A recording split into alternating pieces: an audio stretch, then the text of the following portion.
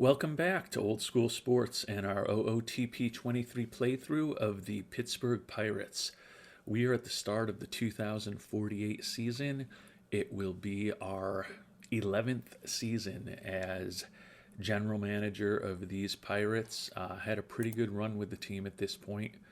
We have made the playoffs 8 out of 10 seasons.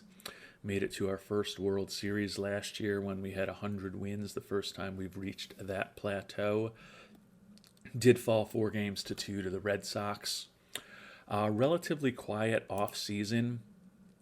Only real big addition was a trade for Ricky Rios, our former closer, who is going to be closing for us again this year. As I mentioned, we were a 100-win team last year. We did lose Luis Longoria and Bobby Gonzalez out of our bullpen. We lost longtime reliever Ethan Mingo. And then as far as our lineups, we traded away longtime outfielder Henry Gonzalez and let Bobby Guzman, who had been a starting second baseman and third baseman and utility infielder for us, leave. Is a free agent as well. So we are, on paper or on the computer screen, not as good a team as we were last year. However, we are in a situation where we're going to give a lot of youngsters a chance to play this year. Alex Arroyo, Devin Smith, and Sal Valadez, our 3, 4, and 5 starters, are all pitchers that we have drafted over the course of this playthrough. Devin Smith will be a rookie this year after coming up towards the end of last season. And Bobby Astorga, Juan Bin Daoud, and Chris Colvin also getting his first full year in the majors now are players who we have drafted and built around. So thinking about the everyday lineup, also a few other players that we've drafted are either making their full-time debuts this year or, in their second or third season. Notably Joel Fields, the outfielder, Jerry Rivera, who's going to take over for Guzman at third base, Julio Castillo, who was Rookie of the Year last year, and Jerry Drake, who is up for the time being after playing in AAA last year. So we've got a lot of good young talent at the major league level at this point. The downside of that and the downside of some of the trades that we have made to bolster our team and remain competitive over the years is that our minor league system now ranks 26th in all of baseball. So definitely a poor minor league system at this point with a lot of the players that I mentioned, some of whom were top 100 prospects in the majors now. Jonathan Marroquin, who we picked up as an international free agent signing last year, is viewed as the best prospect in our system, number 37 in baseball. But he's a 16-year-old at the international complex, not going to be helping us for some time. And then the only other top 100 prospect we have is Luis Ibarra, also an international free agent signing from 2044, viewed as the number 91 prospect in baseball.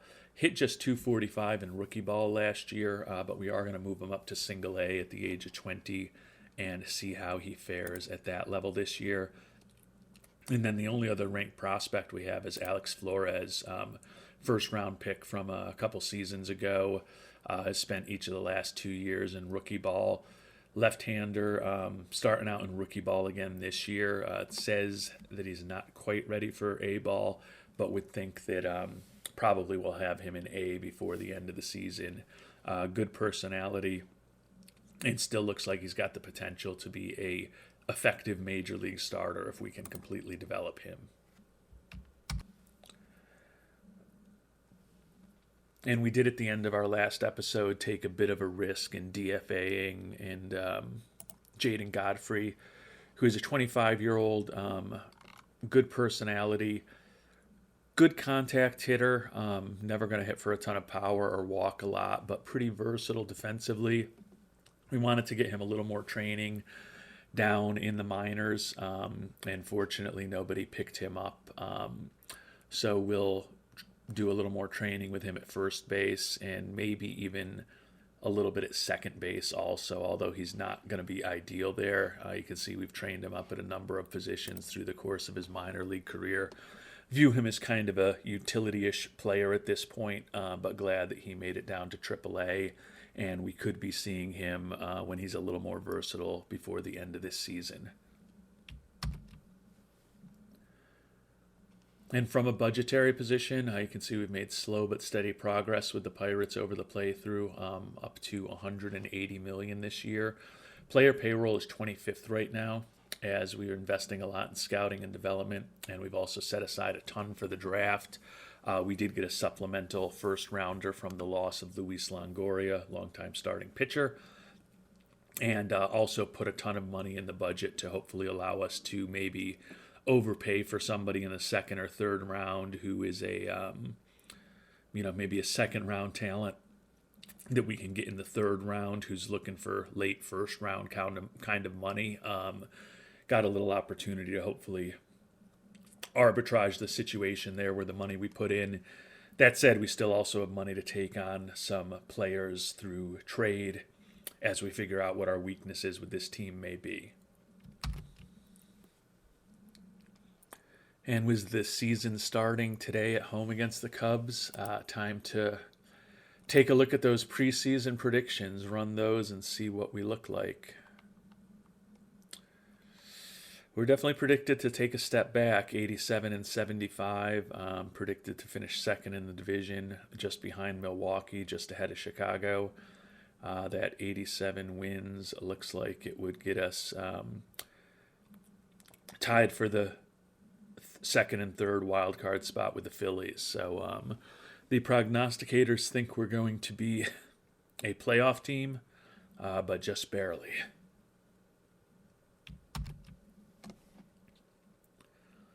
And we're not really expected to have any of the top offensive players in the league from the simulation, but three pitchers are ace Sean Street, who we picked up in a trade with Oakland a couple years ago, Devin Smith, the rookie, and Mike Wright, 30-year-old, who has typically been a reliever for us, but a lefty who gives us a second lefty in the rotation, also projected to have a pretty nice season. We'll see what actually happens on the field.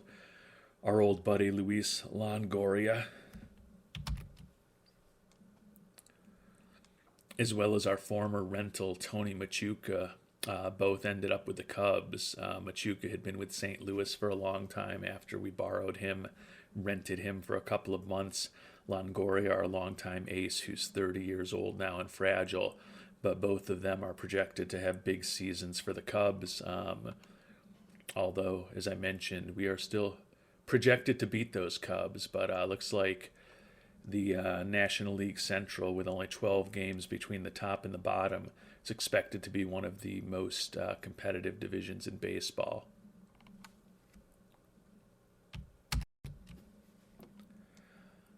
Take a quick look at how we built this team as we get ready for the season to begin. Alex Roacho, our right fielder, and Jerry Rivera, our new rookie third baseman. I guess he's technically a rookie last year. Both players that we picked in the first round of the draft in the past. Lupe Zelaya, big trade with Philadelphia a season ago to bring his bat on board. Yoshitaro Nakahara, we signed as a free agent. Julio Castillo, former international free agent signing. Danny Calez, former draft pick. Arturo Arellano, a Rule 5 draft acquisition. Juan Castillo is a guy we got in trade when we traded away our longtime superstar outfielder, Isaiah Hill, to the Dodgers. And Andres Coronel is a catcher who we picked up last year in a trade from the Cubs. So only one free agent, a few trades, one Rule 5 guy, and then several high draft picks and or international free agent signings in our starting lineup against right-handed pitchers this year.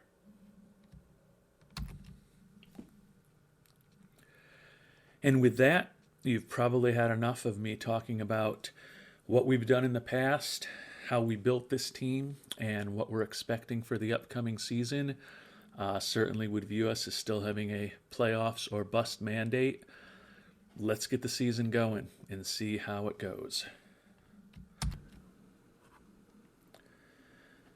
And unfortunately, a 6-1 loss to the Cubs on opening day. We have kind of pared down all of our minor league teams, kind of where we normally want to be. We normally want to have around 30 players on each of the teams.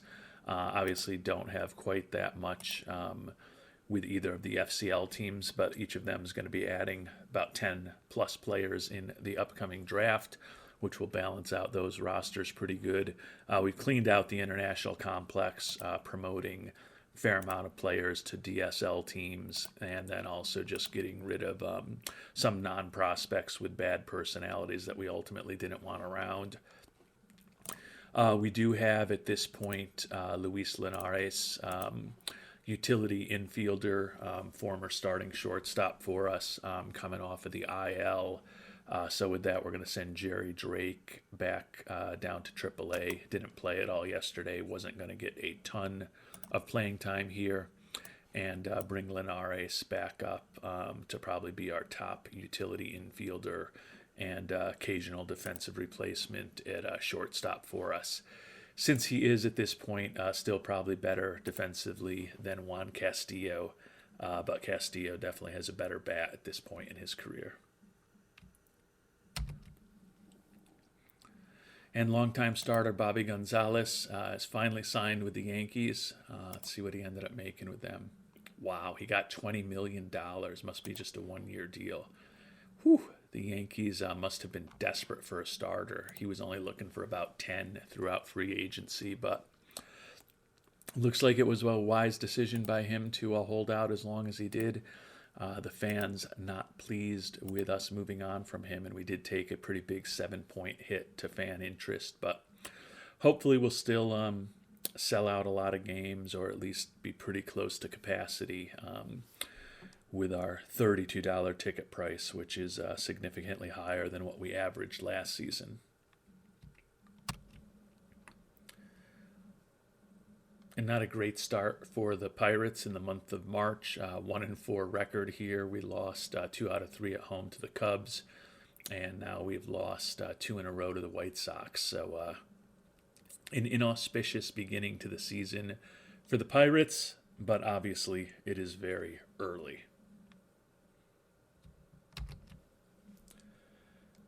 And one of the risks we took this past offseason was bringing back Yoshitaro Nakahara, who is wrecked physically, 34 years old, only been in the majors for a few years since he came over from Japan. Had 28 home runs for us and 360 at-bats last year. A very important left-handed bat in our lineup. We have him, you'll see here, set to bench him when he's fatigued. We're only playing him against right-handed pitchers, sitting him against left-handed pitchers to try to keep him as healthy as possible. But as I mentioned, he's a wreck physically, and a week into the season, he's going to be out for 5 weeks with a sprained ankle. So that will leave us with a not immaterial hole in the middle of our lineup, unfortunately.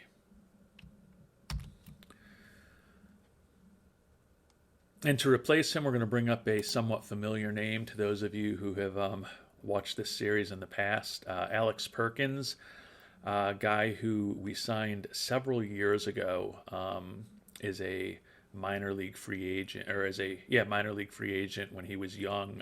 We did sign him as a minor league free agent just about a month and a half ago, thinking that he could help us. He did win a Rookie of the Year for us back in 2041 as a 25-year-old. Traded him away after his 26-year-old season when he kind of regressed a little bit, and he's never reached the levels he had as a rookie with us. 286 average, 29 homers, and 87 runs batted in. All of those are easily the best numbers he's put up over the course of his career. So we had him stashed in AAA, but think that he is a pretty good insurance policy for Mr. Nakahara, and hopefully he'll get a little bit of playing time and be productive here, coming off the bench as a 4th or 5th outfielder in his second stint with the Pirates.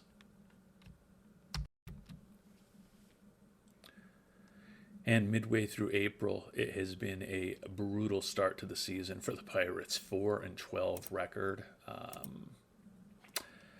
Tied with the Reds for last place in the NL Central. Already 7.5 behind the Cardinals. And also trailing the Brewers and the Cubs. So not a good start.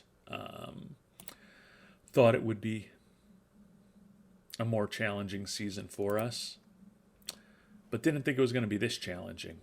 Obviously still early going, but we're 13th in the league in runs scored, and we're 13th in the league in runs allowed, and that is clearly not a sustainable combination if you want to be competing for a playoff spot. So hopefully we can turn things around over the second half of the month here and not get too panic-stricken by an even worse start than we've already had.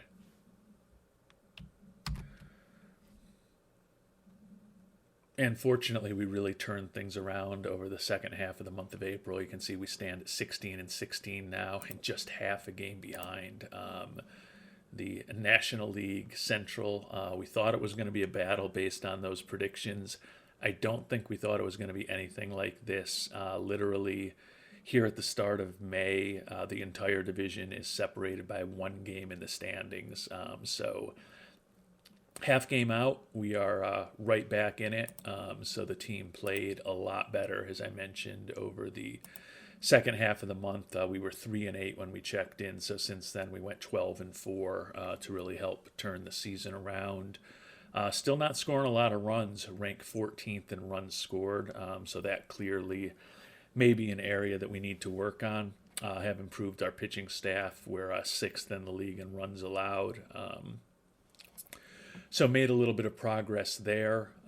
You may have noticed, if you've got a really keen eye, that Sean Street, our ace, was named Pitcher of the Month for the month of April.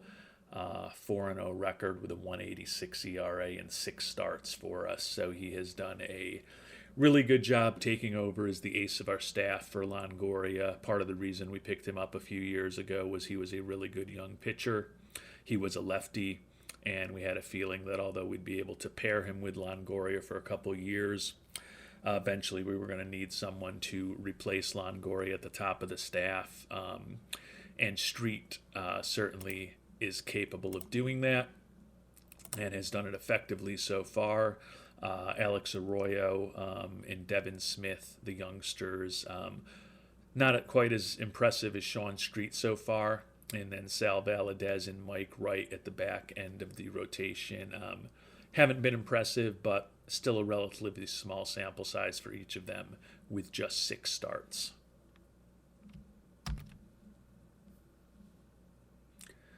But clearly, we knew that losing Longoria and Gonzalez, losing 40% of our starting rotation, and guys who had really been 40% of the starting rotation for 7 years in the case of Longoria and 9 years in the case of Gonzalez, we knew that our starting pitching might not be as good as it has been. We'll see how Valadez and Wright continue to do at the back end of the rotation, but clearly looking for a starting pitcher to supplement our team is one thing that we would definitely be thinking about. And although the record has slipped back to just under 500 at 19-21 over the first several days, week plus of the month of May, have some good news. Nakahara ready to come back. As we mentioned, we brought up Alex Perkins, and we actually put Perkins into the lineup against righties. You can see he's played 25 games for us, 24 of them starts. Hit just .221 with only 2 home runs. So now we've got a decision to make whether we think we can sneak him back down to AAA. We're going to do it because he's not a big-time player at this point in his career, so we're going to waive and DFA him. Open up that spot for Nakahara, and hopefully Nakahara will remain healthy. And also be productive on the diamond.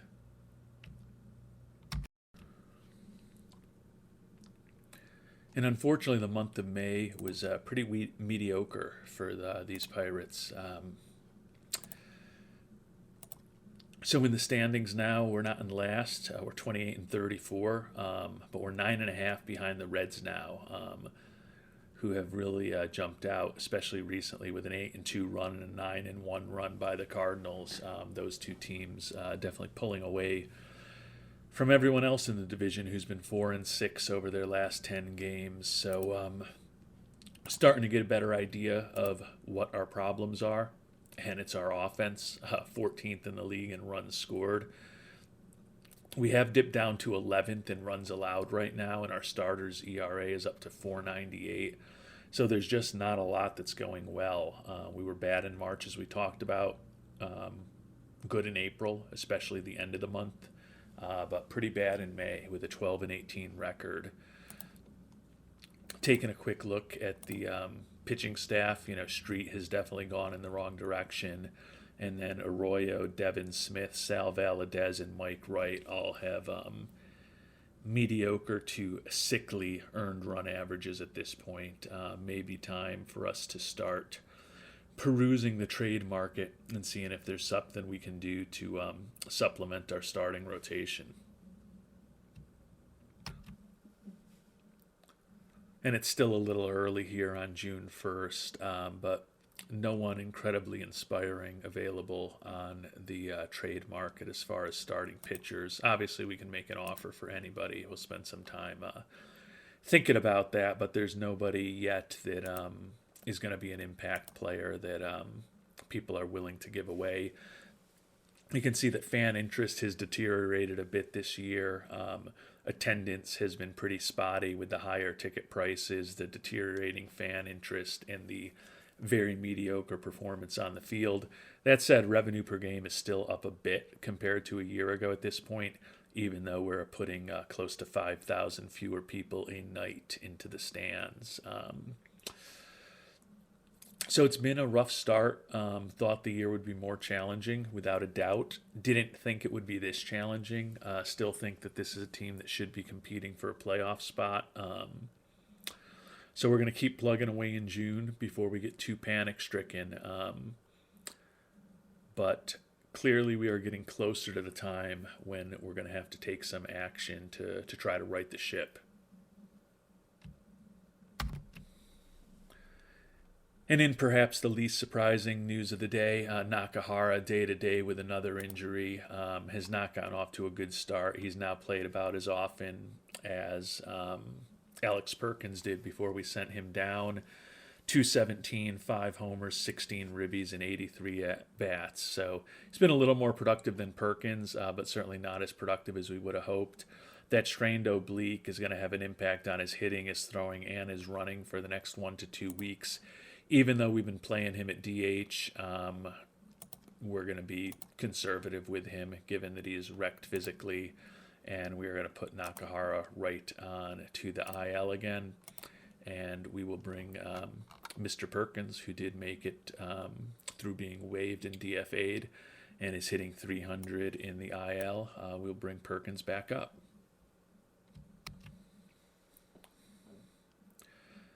And I think at least one regular viewer, Three-Quarters Badger, will enjoy in a perverse way this message we just got from Greg Gaylord.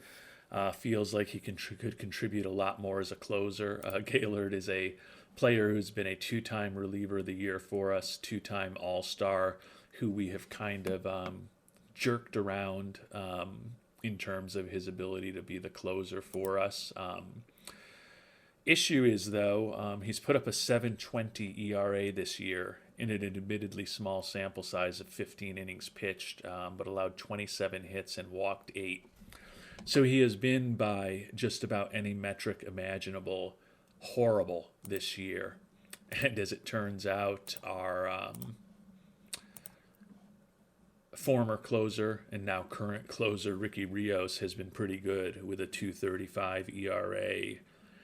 27 strikeouts over 23 innings and 16 saves. So kind of weird that after Gaylord has been so patient over the course of his career through his mid to late 20s and early 30s, no matter how he was used, that now that he's got a 7.20 ERA, that's when he's going to blame his lack of performance on us not using him properly.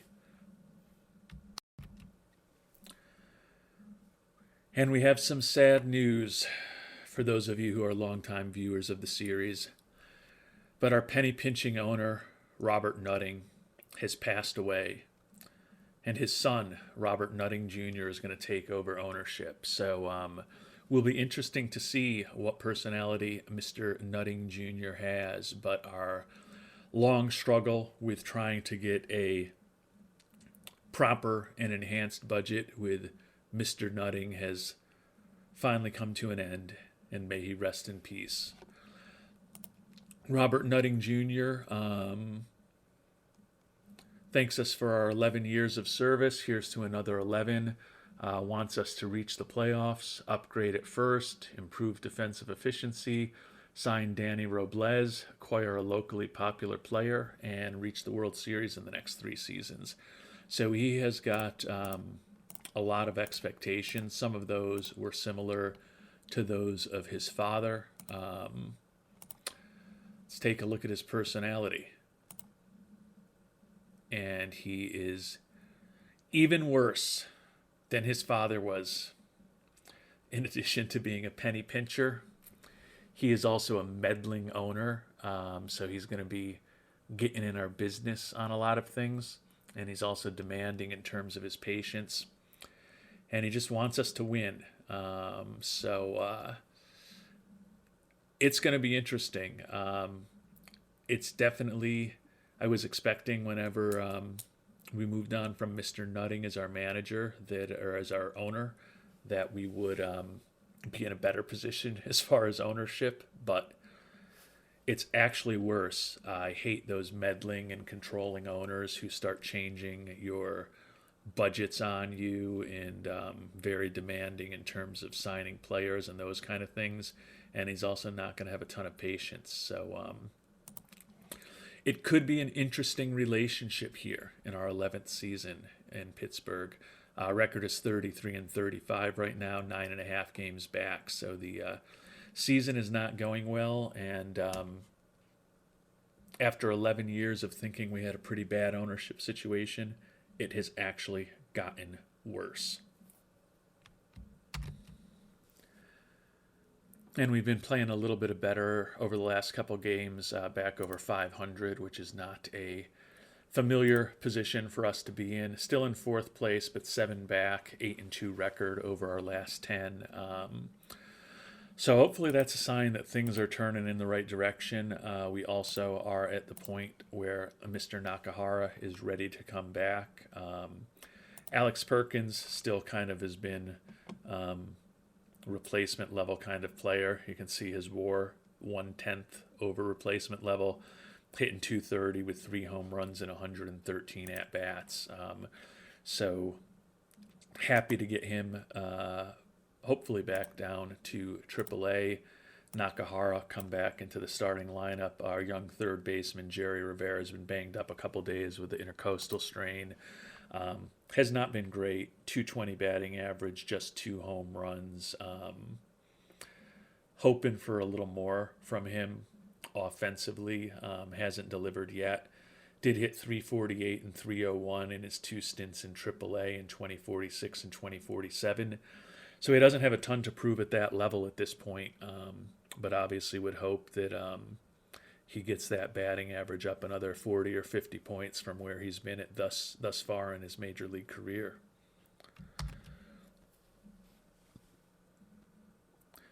And we've gotten to our mid-season review of goals with Mr. Nutting Jr., 43-40 record, 7 games behind. Fans are disappointed in the record, so is he. Doesn't see any improvement on third base. Doesn't see any improvement in defensive efficiency. Wants us to re-sign Danny Robles. And he wants us to bring in a locally popular player. So he says he's been ecstatic with us. But he's also doesn't have quite as high an impression of me. Certainly in terms of the individual line items, doesn't sound favorable. And as I talked about, he's going to be a more demanding owner even than his father was. So we'll have to see whether this relationship can work or not. 15-6 so far in June, so we have been playing much better to get the record back over 500. 11th in the league in runs scored, and 8th in the league in runs allowed. So we're a pretty mediocre team so far, and that is showing up in our record. Taking a look at the pitching staff, the top three have stabilized a bit. Sean Street, Alex Arroyo, and Devin Smith pretty respectable. Valadez and Wright at the back end of the rotation, definitely not strong. Rios remains very good, along with Astorga and Chris Colvin, the rookie. Juan Bin Daoud, Willie Arenales, and Danny Robles have all been fine. Greg Gaylord continues to be the underperformer in the bullpen thus far, but certainly based on his track record with us, would think that he can turn things around. And taking a quick look at our hitters who haven't been all that productive so far. Andres Coronel hitting 278, good defensive catcher, happy with what he's been doing. Lupe Valaya, team best 18 homers and 51 ribbies. The batting average is dipped to 249, still put up a 1.5 WAR this year. Similarly, last year's Rookie of the Year, Julio Castillo, has a 1.5 WAR, 255 batting average, 13 homers, 43 RBIs. These guys have both been solid and respectable, good, solid OPS pluses, but not as good as they were a year ago. Jerry Rivera, the young third baseman we've talked about, hasn't done much, 229 average. And that is an area that ownership wants us to upgrade, so maybe something to do there. Juan Castillo at short, 269 batting average, which is fine. Only 3 home runs, though. He has just really lost his power over the last couple of years since his first year with us. Hopefully he can turn that around. Joel Fields has been a revelation, 311 batting average, 10 homers, and 103 at-bats, playing mostly against left-handed pitching, but has been very productive in that role. Nakahara, not productive, 202 batting average, 5 homers, 2 stints on the IL. Arturo Arellano, 240 average, 14 home runs. Danny Calez, definitely disappointing, 259 average and 9 homers thus far. And Alex Ruacho, also very disappointing as an outfielder, 248 average, just 4 home runs. So we've got a lot of good, solid players who just are not performing at that good, solid level. No one is having a train wreck of the season, with the possible exception of Nakahara with the injuries and the 202 average.